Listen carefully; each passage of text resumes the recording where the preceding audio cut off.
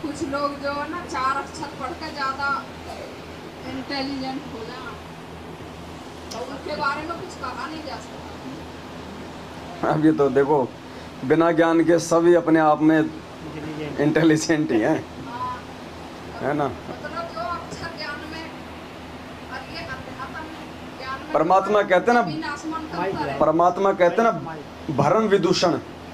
तो जो भ्रम है जो लोगों को, तो उस सारे जो भ्रम का जो विदूषण है, जो नाश है, ये परमात्मा का ये ज्ञान करता है, अध्यात्म करता है। वही बात है, परमात्मा कहते हैं डॉक्टर है। अब डॉक्टर के पास जाओ, अब साहब वहाँ पे वो झाड़ा लगा देता है, ठीक कर देता है, वो झाड़ का दर्द मंत्र बोल के ठीक कर देता है, वो नहीं मानता है। अरे सब बकवासबाजी, सब ऐसे ही है। और जब उसके खुद की झाड़ में दर्द हो जाए, डॉक्टर ऊपर हाथ खड़ा कर दे, और फिर उसको कोई कहे कि यार हमारे गाँव में एक झाड़ का दर्द ठीक करता है, झाड़ा मारते ही, वो कहे भाई साहब ले चलो यार। जब खुद के ऊपर आती है ना, तब वो भूल जाता है साइंस, विज्ञान, इंजीनियर, वकील, वैज्ञानिक, सब भूल जाते हैं फिर आदमी। मालिक कहते हैं यूं तो चाहे रोज पूरी दुनिया मरो, जब खुद का नंबर आवे ना, जब कालजा कापे है। तो ये अध्यात्म है बहन जी। मालिक कहते हैं यहाँ का पीएचडी का ज्ञान समझना आसान है, ये परमात्मा का ज्ञान समझना ये बड़ा दूभर है। एक 80 साल का अनपढ़ बुजुर्ग, उसको ये ज्ञान समझ में आ जाए, और एक जिला कलेक्टर को नहीं आए तो नहीं आए। ये पिछले संस्कारों से, पिछले जन्म से होते हैं पूर्ण हंस मुराद। वर्तमान की पढ़ाई लिखाई से, पद पोस्ट से ये ज्ञान समझ में आने का कोई लिंक नहीं है। ये तो मालिक की आत्माओं को समझ में आएगा ये चीज़। मालिक कहते हैं ना, एक ही परिवार में वही मालिक कहते हैं ना, कोयल के बच्चे रू कौवे के बच्चे। तो जो कोयल का बच्चा होता है, वो तो आवाज सुनते ही वो तो दौड़ पड़ता है। बाकी ऐसी बात नहीं है, संस्कार धीरे धीरे बन रहे हैं। आज नहीं तो 2 दिन बाद में परमात्मा दया तो बख्शते ही है, ऐसी बात नहीं है।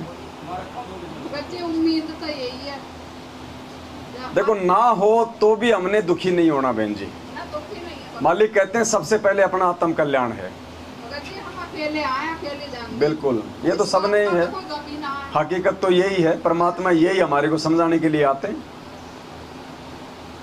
यही समझाने के लिए तो आते हैं बहन जी परमात्मा। नहीं मिले और नहीं खत्म हो जाएंगे। बिल्कुल, यहाँ कोई किसी का नहीं है, ना कोई साथ आया था, ना कोई साथ जाएगा। इसीलिए तो फिर वो परमात्मा पढ़े लिखों को भी रोते हैं ना। बिल्कुल, इसीलिए रोते हैं कि मैं इन पढ़े लिखों को भी समझा रहा हूँ, अनपढ़ों को भी। अनपढ़ जल्दी समझ जाते हैं, पढ़े लिखे ना अपने वो पढ़ाई लिखाई को बीच में लाके परमात्मा के ज्ञान को। तो फिर इसीलिए परमात्मा वो कहते हैं ना कि मैं तुम्हें बच्चों समझा रहा हूँ, मैं रो रहा हूँ।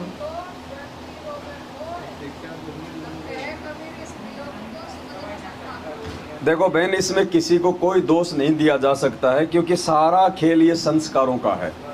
जब संस्कार आ जाएगा परमात्मा से जुड़ने का, चाहे उसको ना ज्ञान गंगा मिलो, ना टीवी में सत्संग देखो, वो जुड़ जाएगा परमात्मा से। कोई भी कारण बनाएगा परमात्मा उस आत्मा के लिए। और जब तक उसका संस्कार नहीं है, चाहे आप उसके गले में सोने की माला डाल के नाम दिलाने ले जाओ तो भी नहीं लेगा, और ले लेगा तो वो टिकेगा नहीं। एक छोटा सा पॉइंट उठ के आ गया इस पॉइंट पे कि जैसे अभी कि मैं रोवत हूँ सृष्टि को, ये सृष्टि रोए मोहे। तो परमात्मा को जैसे पता था कि आगे चल के परमात्मा अंतर्यामी है जी, परमात्मा को मालूम था कि आगे चल के ये मेरे बच्चे जो है ये मतलब मानेंगे नहीं मेरे ज्ञान को इतनी आसानी से, और रो रो कर मैं इनको समझाऊंगा। ये बात भी मालूम थी परमात्मा को। तो फिर परमात्मा फिर आके फिर रोए क्यों? देखो हम जीव हैं बहन जी, हमारे अंदर कई प्रकार के मतलब सेंसर होते हैं, भावनात्मक, संवेदना, डर, भय, प्यार, प्रेम, ज्ञान, समझ, क्योंकि हम जीव हैं। तो परमात्मा ने वो सारी चीज़ें पहले लागू की कि हो सकता है ये लोग इसी तरह से मेरे नज़दीक आ जाएं कि देखो हमारा बाप हमारे लिए कितना दुख जो है वो दुख उठा रहा है, वो कितना परेशान हो रहा है, कितना वो तड़प रहा है, और हम नालायक जो है उसको हम उसको समझ नहीं रहे। अब आज जैसे आज गुरु जी आज हिसार जेल में बैठे हैं। अब हमें पता है कि वो परमात्मा है, हमारे को पहले भी पता था कि वो परमात्मा है, लेकिन हमने संगत को जगाने के लिए भावनात्मक रूप से हमने लोगों की आंखों में आंसू डाले कि भाई वो परमात्मा 2006 में हमारे लिए अपने छाती के बाल तक उसने उखड़वाए, पूरी जेल में परमात्मा झाड़ू निकाला करता था। आज भी परमात्मा का 30 दिन तक रिमांड हो रहा है, परमात्मा नीचे टूटी हुई फर्श पे सो रहा है, क्योंकि हम जीव हैं। परमात्मा को पता है कि कौन सा कांटा कौन सी आत्मा के वो किस समय लग जाए, कौन से शब्द की उसको जो है वो चोट लग जाए। तो इसलिए परमात्मा ये सारी रोल, सारी भूमिका, ये हर प्रकार के मतलब ये नाटक करते हैं परमात्मा। और बिल्कुल ये हकीकत भी है, बाप आके समझा रहा है, 650 साल पहले समझा गया, तीनों युगों में पहले आ गया। आज 27 साल से परमात्मा हमारे लिए क्या क्या नहीं कर रहा। मतलब ये एक तरह से काल को धोखा देने के लिए रोना भी है, हंसना भी है। देखो, परमात्मा ने अपने आप को छुपाना है बहन जी। अगर परमात्मा आते ही परमात्मा वाले काम करने लग गया तो पूरी दुनिया उनके पीछे लग जाएगी। फिर ये कैसे डिसाइड होगा कि कौन तो ज्ञान से जुड़ा है और कौन खाली देखा देखी में जुड़ा है, कौन सतलोक जाने के लायक है, कौन लायक नहीं है। क्योंकि यहाँ तो चमत्कार को नमस्कार है बहन जी। फिर ज्ञान कौन समझेगा? वही 650 साल पहले वाली कहानी हो जाएगी। जब तक सुख थे तब तक तो भगवान, और छोटी सी परीक्षा ली तो बढ़वा। इसलिए परमात्मा इन सारी चीजों के बीच में अपने अंशों को छांट लेता है, जो हर प्रकार से अपने भगवान की पहचान जो है वो कर लेता है। तो परमात्मा, हम जीव है ना, तो जीव को तो जीव के तरीके से समझाया जाएगा।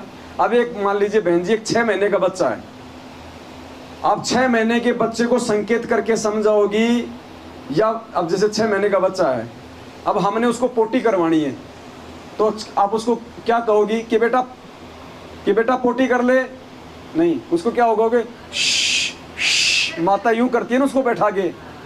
तो ऐसे परमात्मा हमारी मानसिक स्थिति के अनुसार, हमारे संस्कारों के अनुसार इस प्रकार की परमात्माएं भूमिकाएं करते हैं कि क्या पता ये कौन सी बात से इसके अंदर जो है वो कसक बैठ जाए।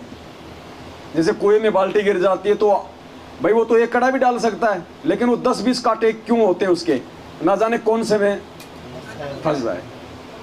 इसलिए परमात्मा ये सारे रोल आप और हमारे लिए कर रहे हैं। देखो, हर आदमी, अब जैसे मैं था, दास को परमात्मा का बरवाला सत्संग 2005 मिले, 1 से लेके 5 तक के सत्संग। तो मालिक को पता था कि मैं वो सत्संग सुन के ही मेरे अंदर वो तड़प हो सकती है।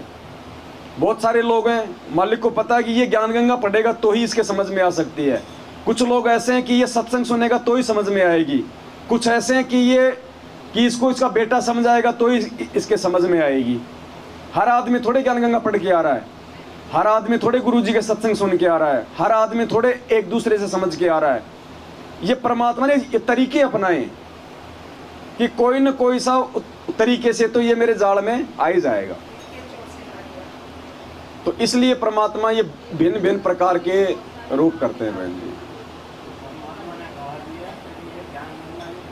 और ये जो वाणी है परमात्मा ने वैसे स्पेशली 650 साल पहले उस समय कही थी, जब परमात्मा तो आके वो ज्ञान दे रहा है और लोग उस परमात्मा की प्राप्ति के लिए पहाड़ों पे जा रहे हैं, मंदिरों में जा रहे हैं, मस्जिदों में जा रहे हैं, केदारनाथ, बद्रीनाथ जा रहे हैं, कहीं किसी धाम पे जा रहे हैं। तो परमात्मा कहा करता था कि नालायकों, मैं तो तुम्हें घर बैठे ये ज्ञान दे रहा हूँ कि मैं भगवान हूँ, और तुम भगवान की प्राप्ति के लिए कहाँ धक्के खा रहे हो। तो मालिक ने कहा था, मैं रोवत हूँ सृष्टि को, यानी मैं तो सत्संग कर करके मैं तुम्हें रो रहा हूँ, मैं तुम्हें समझा रहा हूँ कि मैं भगवान हूँ। मैं रोवत हूँ सृष्टि को, और यह सृष्टि रोवे मोय, और तुम मेरी प्राप्ति के लिए कि भगवान कहाँ मिलेगा, तुम भटक रहे हो मंदिरों में, पहाड़ों पे। तो कहते हैं गरीबदास इस वियोग को समझ न सकता कोई। अब समझेंगे, वो समय अब आया है समझने का वियोग का। नहीं तो हम ही तो थे 650 साल पहले, कोई पाताड़ लोग के थोड़ी थे बहन जी। आप और हम ही थे जो आज ये ज्ञान जान रहे हैं। उस समय हमारी बुद्धि में भी नहीं आ रही थी ये बातें। तो परमात्मा ने हमारे को अपग्रेड किया, उस लायक बनाया। सो कह रहे हो यार आप, दूसरे को भी। लेकिन देखो, इतना सब कुछ करने के बाद भी परमात्मा के द्वारा पिछली पीढ़ी में हमारे को मानव जन्म दे दिया, शिक्षा दे दी, शास्त्र दिखा दिए, खुद परमात्मा ने आके इतने सारे चमत्कार किए, हर प्रकार से हमें समझा दिया, उसके बाद भी हमारी सबसे बड़ी कमजोरी रह जाएगी अगर हमने इस परमात्मा को परमात्मा के रूप में स्वीकार नहीं किया तो।